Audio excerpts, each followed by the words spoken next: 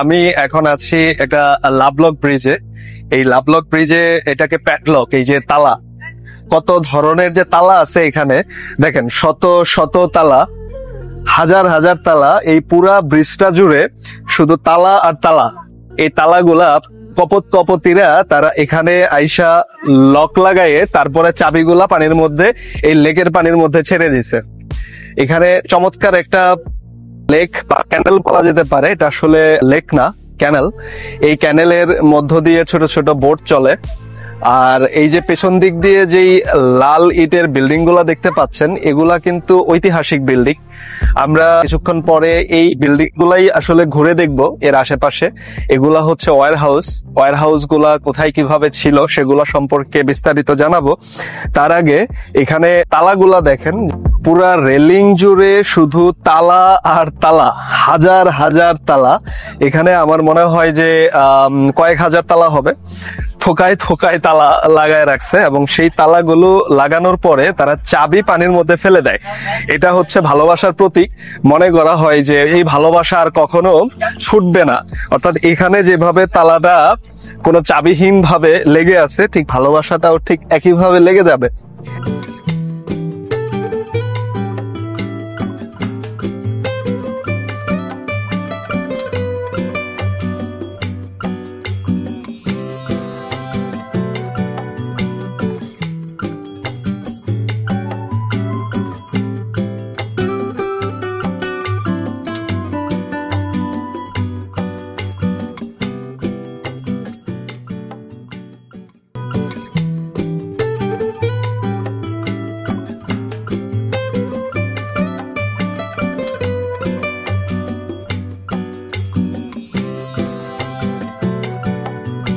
এবার আসো দেখাই কিছু ভালোবাসার তালা।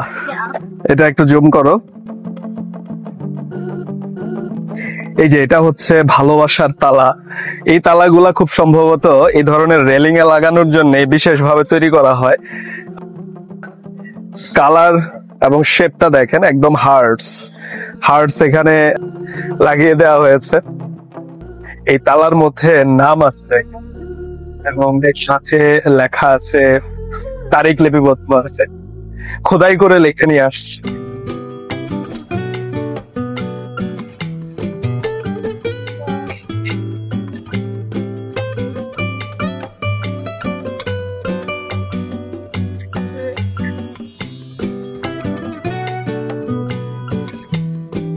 কিছু তালার মধ্যে জং ধরে গেছে, মনে হচ্ছে যে কত বছর আগে যেন তালাগুলা লাগানো হয়েছিল। বৃষ্টির পানিতে ভিজে রোদে শুকিয়ে এগুলা মরচে পড়ে গেছে।